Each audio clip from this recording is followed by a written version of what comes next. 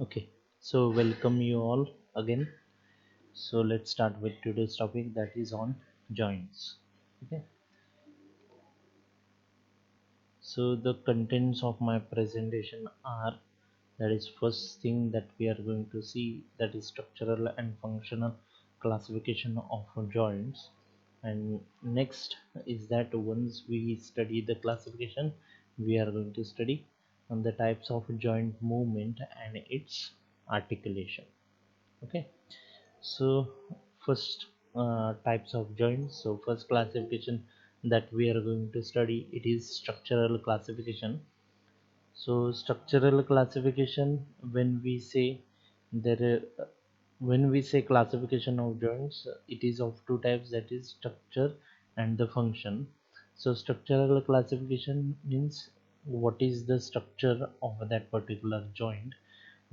So it has mainly two criteria depending on which we classify the joint structurally. First criteria is the presence or absence of a space between articulating bones, and the second criteria is the type of connective tissue that binds the bones together. Okay, so first criteria is space between the articulating bones.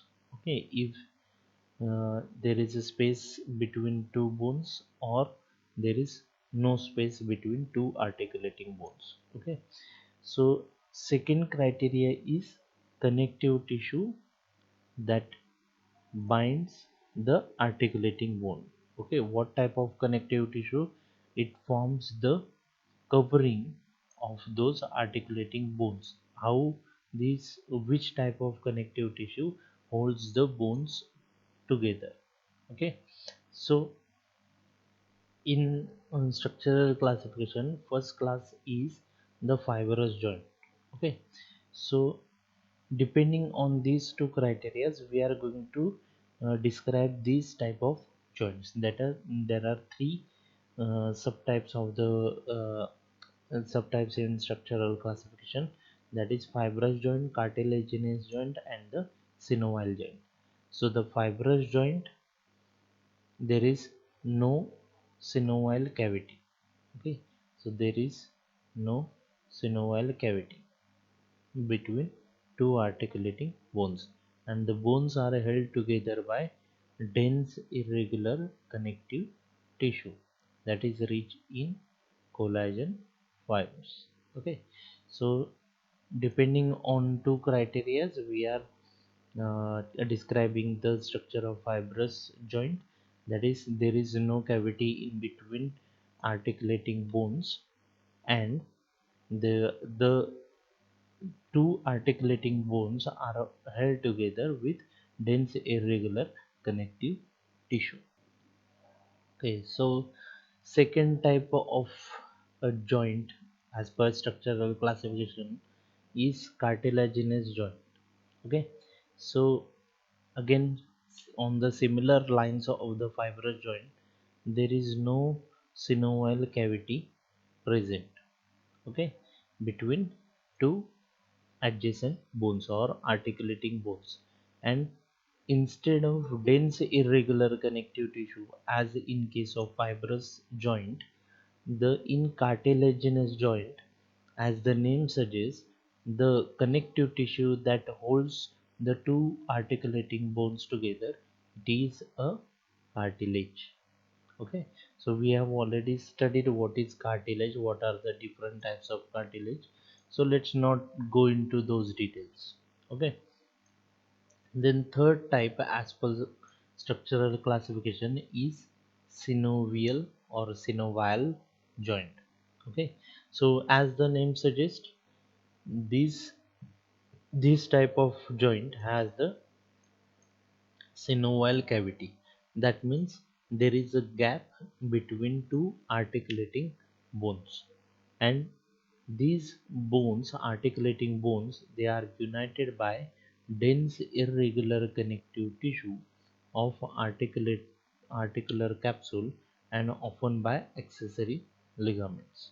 Okay, so we are going to study in detail about the structure of the synovial joint. So that time we will discuss about this articular capsule and the accessory ligaments.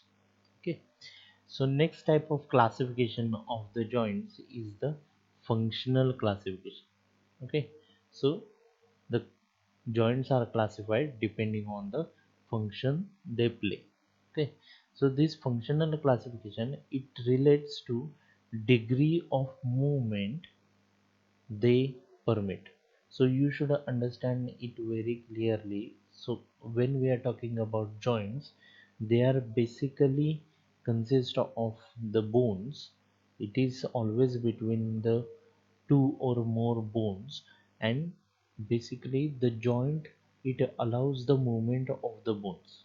Okay, so degree to which they allow the movement, depending on that we are classifying the joints into three types.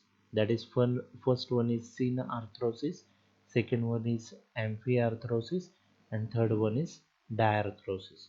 So what is synarthrosis? It is an immovable joint.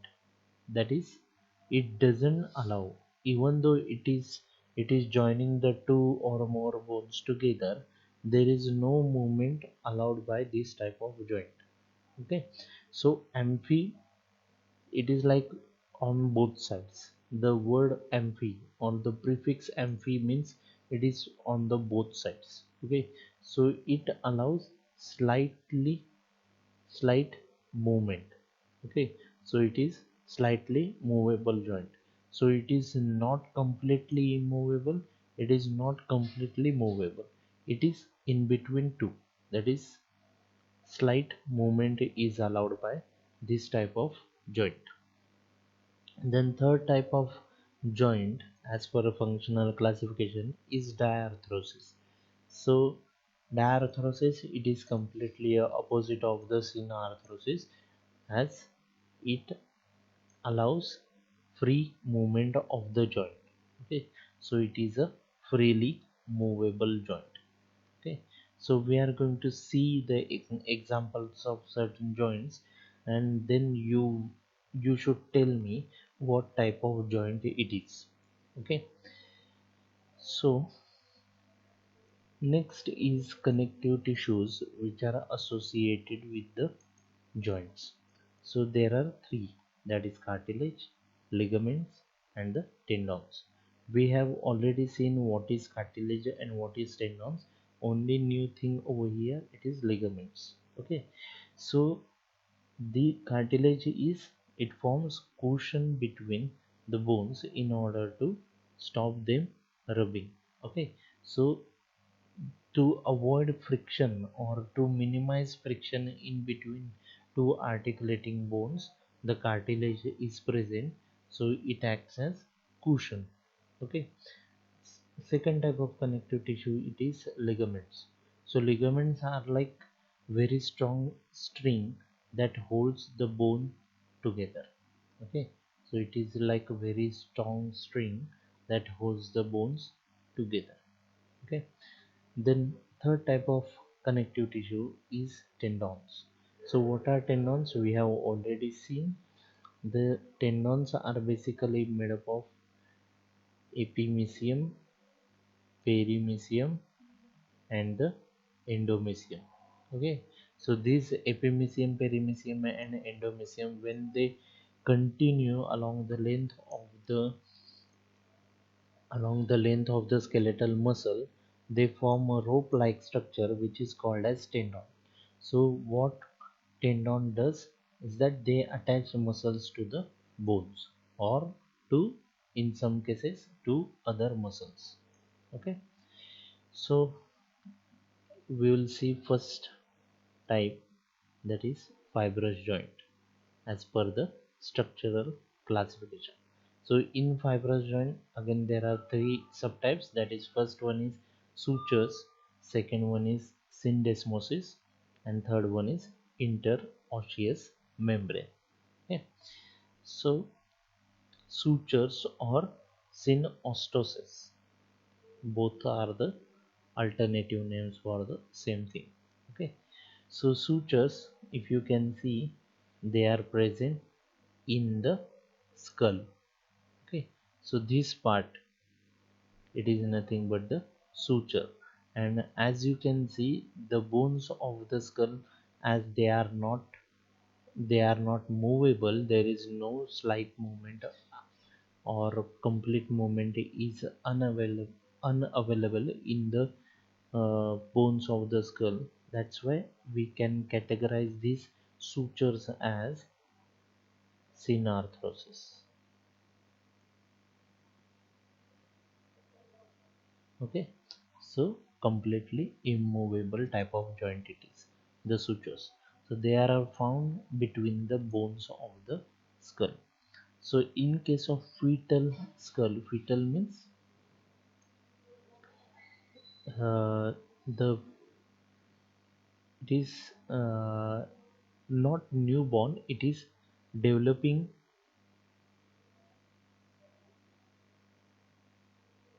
fetus in mother's womb. Okay, so during 9 months, that is 1 month to 9 months, when the development of fetus is happening, the skull of it, the sutures are wide to allow slight movement during the birth. Okay, so in fetal skull, the sutures, the gap between the two adjacent bone, it is wide so that it allows slight movement at the birth. But as the fetus, the next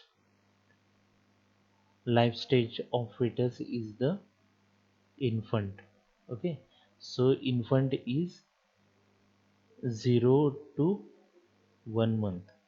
So a newborn whose age is 0 to 1 month, we call it as infant. Before to the birth, we call it as fetus, and at the time of conception, we call it as embryo.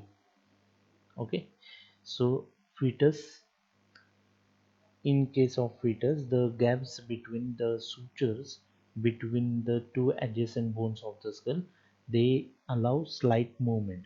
But as the fetus gets born, the gaps between the adjacent bones of the skull, they become very less, and the sutures become immovable in nature.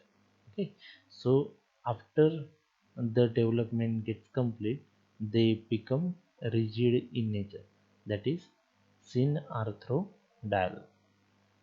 Okay, so types of sutures which are present, that is median palatine suture. So you can see the structure of it. Okay, so median palatine suture. Second is interparietal suture. So structure will be something like this, zigzag like structure. Okay, then squamous suture, it will, you may find squamous suture between the temporal and parietal bone. Then tibiofibular syndesmosis. Okay, between the bone, that is tibia and fibula. Okay, so these are the bones of leg. Okay, the next is lambdoid suture. So structure will be something like this. Okay, it is also known as the denticulate suture. The next is wedge and groove suture. So the rostrum of sphenoid, it articulates with ala of Vomer. Okay, so next is Gomphosis. So this Gomphosis we are going to study in next few slides also. There we will discuss it in detail. Okay, the next subtype of the fibrous joint is Syndesmosis. So Syndesmosis are the joints where two adjacent bones are linked together by considerably greater amount of connective tissue than in sutures in form of interosseous ligaments and the membranes. Okay, so the difference between these two, that is syndesmosis and the sutures, is that amount of connective tissue which is present. Okay, in case of syndesmosis, the amount of connective tissue is greater. Okay, so example is interosseous radioulnar joint. Okay, so the joint between the radius and ulna, which are the bones of hand, the interosseous joint between these two bones, you can see this is the tibia and fibula. At the lower end of it, tibia and fibula, you can find this joint. Okay, so it is interosseous tibiofibular joint. So this is tibia and this is fibula. At the lower end of it, the two bones are joined together or articulated together, hold together with the help of this particular joint, that is syndesmosis. Okay, so a special type of syndesmosis is the gomphosis. Okay, so what is gomphosis? Gomphosis is a specialized fibrous joint which is restricted to fixation of teeth in alveolar sockets of maxilla or mandible. Okay, so mandible is the movable bone, only movable bone of the face, that is the lower bone. So this gomphosis, it is present between the, or it attaches the teeth to the alveolar sockets of the maxilla or mandible. Okay, so the root of the tooth, so this is the nothing but the root of the tooth, it attached to the socket with alveolus by periodontal ligament. Okay, so you can see this entire thing is nothing but the, we can call it as gomphosis. Okay, this is the we can call it as head of the teeth, but and this part is the root. Okay, and root, this cavity we can call it as alveolus socket. Okay, so this alveolus socket can be present in mandible or maxilla. Okay, so this root of the teeth is embedded in this alveolus socket and it is hold together or hold at that position by means of periodontal ligament. Okay, so third type of fibrous joint is interosseous membrane. So interosseous membrane, you can see it is again present in the, this one is was the syndesmosis, and this interosseous membrane, you can see this white colored thing is the interosseous membrane. So it is substantial sheet of the dense irregular connective tissue that binds the neighboring long bones and permits slight movement. So it permits, when we say permits slight movement, we are talking about this particular type of joint, fibrous joint, is amphiarthrosis. Okay, so and next important thing about interosseous membrane, it is between the long bones. Okay, so the interosseous membrane, it is not present in short bones, it is always present in long bones. So there are two principal interosseous membrane joints in human body. So first one that occurs between radius and ulna in the forearm, and other occurs between tibia and fibula in the leg. Okay, so examples are two, that is between the radius and ulna, and second example is tibia and fibula, and it holds the two long bones together by means of dense irregular connective tissue sheet. Okay, So the amount of connective tissue which is required to join the two bones together, it is greater as compared to the other two types of the fibrous joints. Okay, so next type of joints is cartilaginous joints. Okay.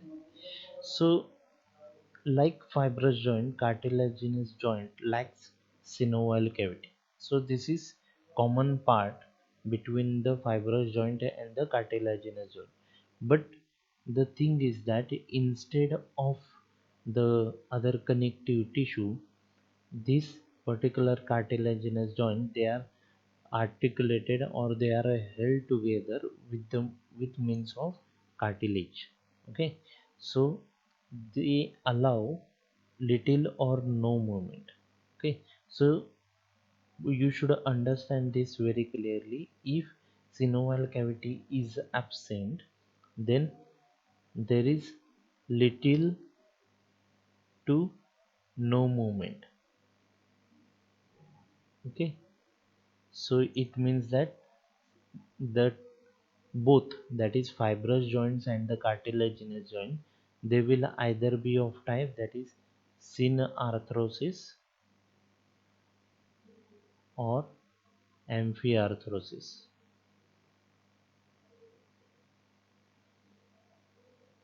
Okay, why they are of type that is synarthrosis and amphiarthrosis? Because they don't have the synovial cavity in between them, and if synovial cavity is in between, present is between the two articulating bones, then that type of joint allows complete movement, that is it is of type that is diarthrosis. Okay, so here the articulating bones are tightly connected by either hyaline cartilage or fibrocartilage. Okay, there is another third type of cartilage that is elastic cartilage, but it doesn't make up or it is not present in cartilaginous joint. Okay, so there are two types of cartilaginous joint, that is first one is synchondrosis and second one is symphysis. Okay, so this synchondrosis, it is also known as primary cartilaginous joint,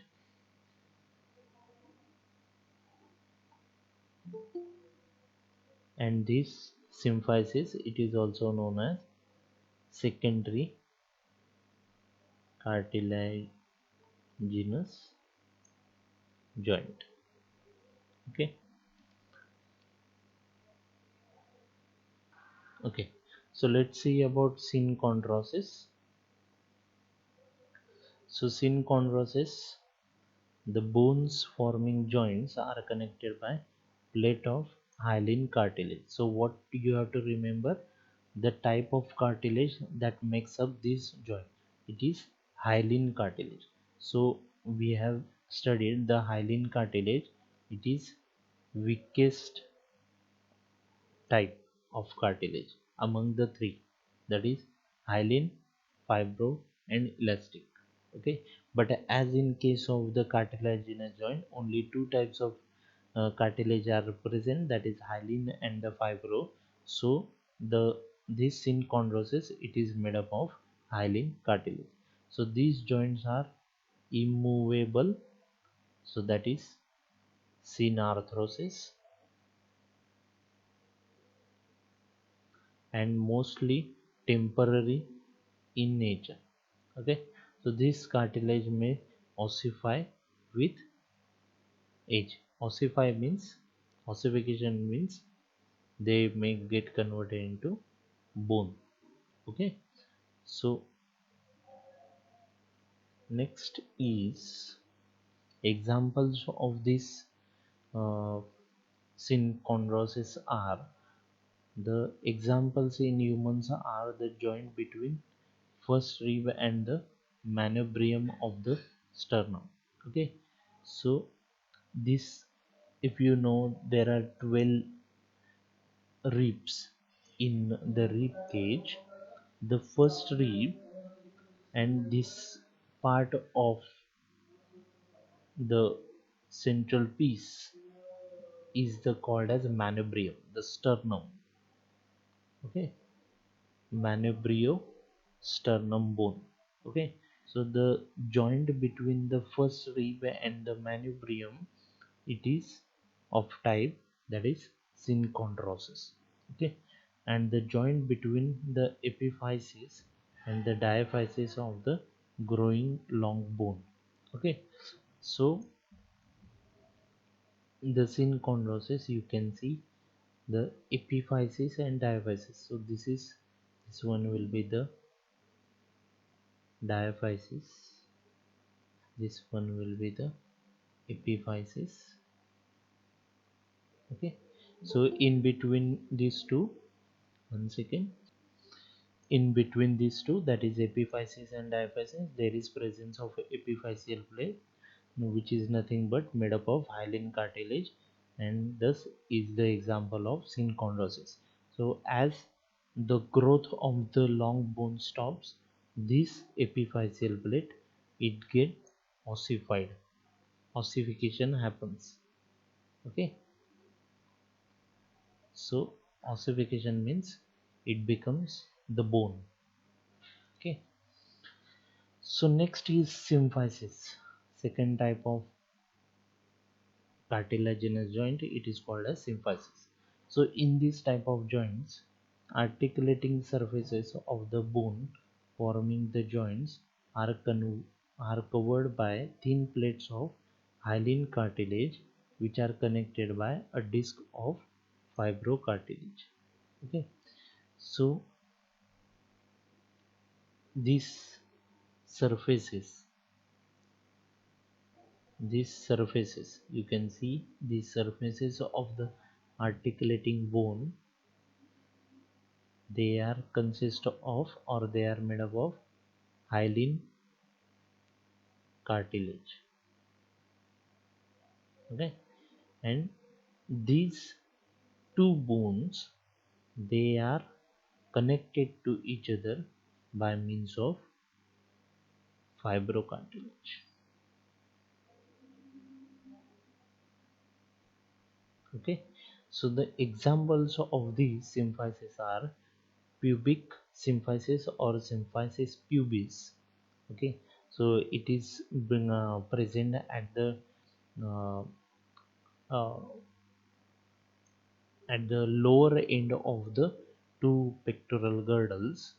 Then intervertebral disc, intervertebral disc, so you know the vertebral column, so in between two adjacent vertebrae, there is intervertebral disc is there, and this disc is example of symphysis.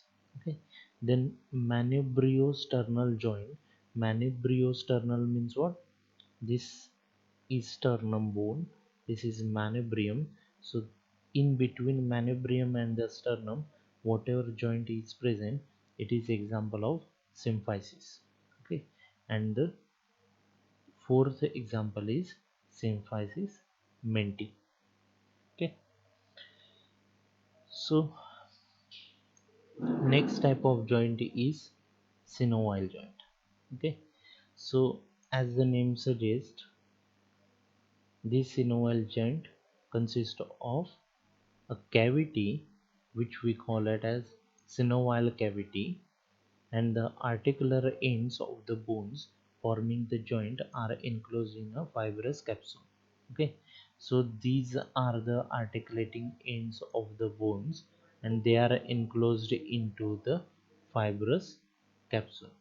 Okay, so this cavity is which is present between two articulating bones, it is called as synovial cavity. Okay, so this in this synovial cavity, there is presence of synovial fluid, which acts as lubricant between two articulating bone surfaces. Okay, so as a result, they are separated by a narrow cavity, the articular cavity, which is filled with fluid called as synovial fluid. And this synovial fluid is like egg albumin. So egg white, which we say egg albumin, hence the name synovial joint. Okay, so characteristic feature of this synovial joint are the articulating surfaces are covered by thin plate of hyaline cartilage. So this layer which we are seeing over here, it is made up of hyaline cartilage. Okay, so the joint cavity is enveloped into articular capsule which consists of outer fibrous capsule and inner synovial membrane. So this capsule which we are seeing, it is exteriorly it is a fibrous capsule and interiorly it is made up of the synovial membrane. Okay, so it is named so, fibrous capsule from the outside, and inside it is made up of synovial membrane. So this combining these, that is fibrous capsule and the synovial membrane, it is called as articular capsule. Okay, so this gap between the two articulating bones, it is called as synovial cavity or joint cavity, and in this cavity there is egg albumin looking like a fluid present, which is called as synovial fluid. Okay, so the cavity of joint is lined everywhere by synovial membrane except over articulating cartilages. Okay, so again we'll move back. This synovial membrane you will find everywhere except this portion. This portion will be covered with the hyaline cartilage. Except for this portion, you will find synovial membrane everywhere. Then this cavity is filled with synovial fluid, which is secreted by synovial membrane, which provides nutrition to articular cartilage and lubrication of articular surface. So this function I have already discussed, but additional to this, it also provides nutrition to the articular cartilage. So why this articular cartilage requires nutrition from the synovial fluid? The reason is that we have seen the cartilages as such, they are avascular. They are avascular in nature. Avascular means what? It is absence of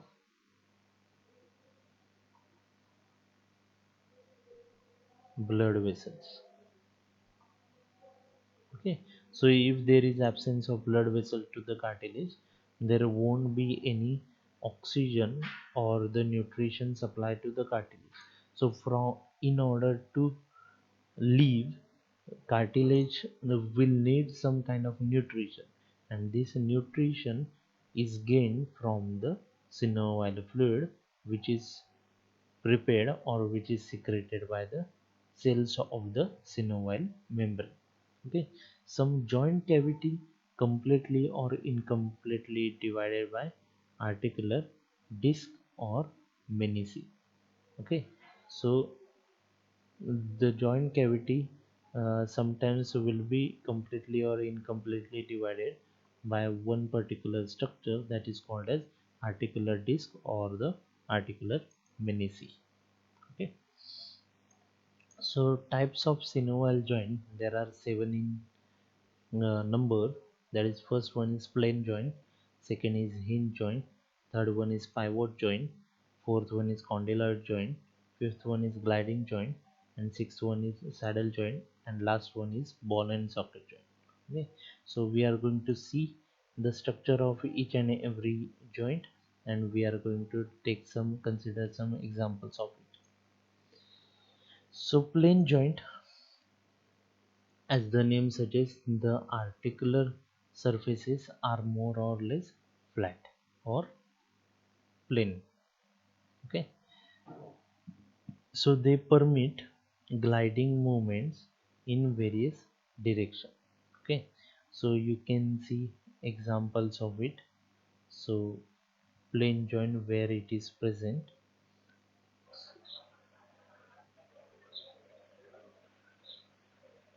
Whoever unmuted, okay, mute yourself.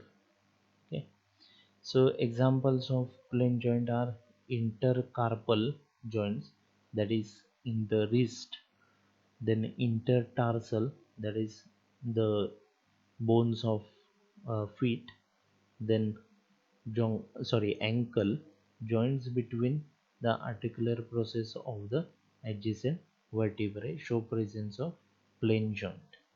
Okay, so hinge joint, so you know the hinge which is usually there in the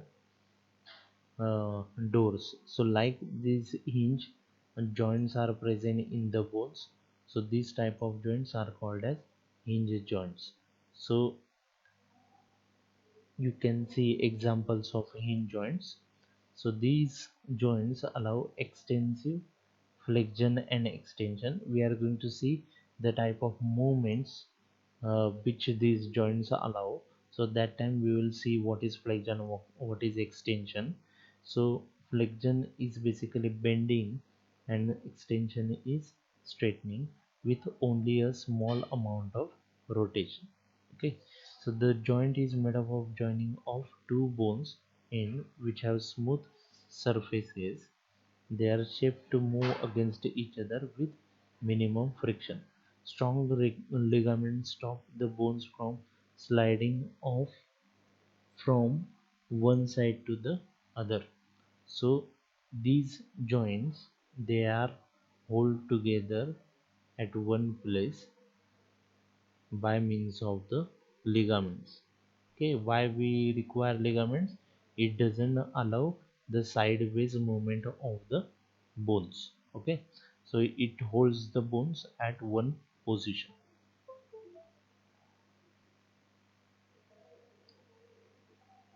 Okay, so next type of joint is pivot joint. Okay, so you can see in the neck region, the whatever neck region bones they make up this part, they show pivot joint. So it allows only rotational movement. Okay, so the joint works by the end of one bone having a peg which fits into the ring formed by the other bone. Okay, so there is pivot joint at the top of the spinal column. So this is, we can call it as spinal column between the axis and atlas bones of the neck. When we will see the appendicular and axial skeleton, then we will discuss about these bones of the spinal column in axial skeleton. Then this allows us to turn, raise, lower our heads, which is crucial in controlling balance and maintaining the awareness. Okay, so next is condyloid joint. Okay, so within the condyloid joint, a full convex shape of one bone end fits into the full concave shape of adjoining bone.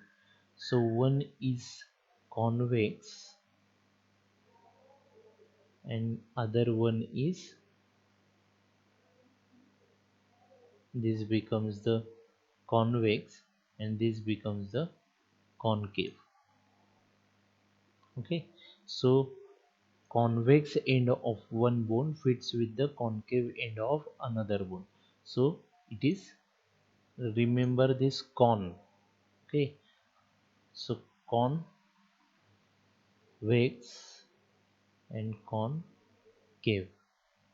Okay, so condyloid. So this allows for movement in all directions, however full rotations. Okay, so example of the condyloid joint is the wrist. Okay, so you can move your hand uh, in all the direction, but basically it allows full rotation. Okay, so next is gliding joint. So what is gliding joint? It allows flexion and extension, okay, through slight gliding motion between ends of the small bones. Remember this, it is ends of the small bones such as hands and feet. Okay, so the bones they glide over each other, glide or slide over each other, and thus allowing the flexion and extension. Flexion is bending and extension is straightening. Okay, so these small bones can move over one another. That's why we call it as gliding. They glide over one another to increase the flexibility of the hands and the feet. Okay, so strong ligaments link them together and stop them from moving too far. Okay, so these ligaments they allow movement to a certain extent. They don't allow these bones to uh, go at farther distances. You can see your wrist also, you can extend or straighten to a certain extent only, but beyond that extent you cannot move your wrist or your leg, okay, your feet. Okay, it is because of presence of the strong ligaments. The next is the saddle joint. So saddle joints occur when concave and convex surfaces meet. So these joints allow movement of joint forward and backward and right to left. Example of saddle joint include fingers and thumbs. Okay, so you can see even though you condyloid and this one you may find it similar, but the movement which is allowed by these type of joints it is different. It is forward and backward and right to left movement of the this particular uh, joint. Okay, the saddle joint. So ball and socket joint, you can see the this example is given of the leg, the longest bone, that is femur. The ball of femur it articulates with the pectoral girdle. Okay, so this ball and socket of the pectoral girdle and ball of the femur, and this is humerus. It sorry, this is pelvic girdle and this is pectoral girdle. Okay, so the head of humerus or ball of humerus fits into the socket of pectoral girdle. Okay, so of all the joints in the body, ball and socket joint allows the greatest range of movement. Okay, in this type of joint one end of the bone is shaped like a ball and it fits into hollow socket at the end of another joint. Okay, so it is held together by ligaments and tendons. Okay, so types of joint movement. So there are 6 different kinds of movement joints can allow, that is extension, flexion, abduction, adduction, circumduction and rotation. Okay, so extension is straightening or extending a limb. Example is this. Okay, so when you extend, this is straightening or extending a limb. So what is flexion? It is bending or flexing of a limb. So you can see the leg has been bent. Okay, so abduction, it is moving a limb away from the center line of the body. So if we consider this as the center line of the body, we are moving the leg away, the limb away from the body. Okay, so that is abduction. Then next is rotation. It is turning or rotational movement of a limb or body part. So in this case the head we are rotating in sideways. Okay, also we can rotate our hand, we can rotate our legs, even wrist as well as feet also. Okay, what is circumduction? It is ability of limb to be moved in circles. So we can move our limbs in the circular format. Okay, so adduction, so it is moving limb towards the center line of the body. So limb movement is in this direction. Okay, limb movement is in direction. So in earlier condition, in case of abduction, we are moving the limbs away from the center line. Okay, but in case of adduction, we are moving the limbs toward the center line. Okay, opposite of the abduction. So plantar flexion, or it can be written in this format as well as in this format. So it is the movement which increases approximate 90-degree angle between front part of the foot and the shin, as when pressing down a car pedal. Okay, so when we press the car pedal, whatever movement happens, it is the plantar flexion. Or when we press the brake of the bike, then it is also plantar flexion. Okay, so what is dorsiflexion? So dorsiflexion is opposite of it, when the movement which increases angle between dorsum of the foot and the leg. So the angle, this angle, when it decreases, then it becomes the dorsiflexion. And when this angle increases greater than 90 degrees centigrade, you can see it is 120 degrees centigrade approximately. It may be 60 degrees in 60 degrees, not centigrade, sorry for that. Then it is dorsiflexion. Okay, so when the angle decreases, it is dorsiflexion. When the angle increases, it is plantar flexion. Okay, so supination and pronation. So what is pronation? Pronation is rotation of the forearm that moves the palm from an anterior facing position to posterior facing position, or palm facing down. Okay, so pronation, you can see the movement is in this format, so that the palm, the open portion of your hand, when it faces the downwards. Okay, and when it faces the up above. Okay, when it faces the anterior portion, then it is called as supination. It is opposite of pronation. So rotation of the forearm so that the palm faces anteriorly, or palm facing up. The hand is in, it's said to be in supine position, in the anatomical position.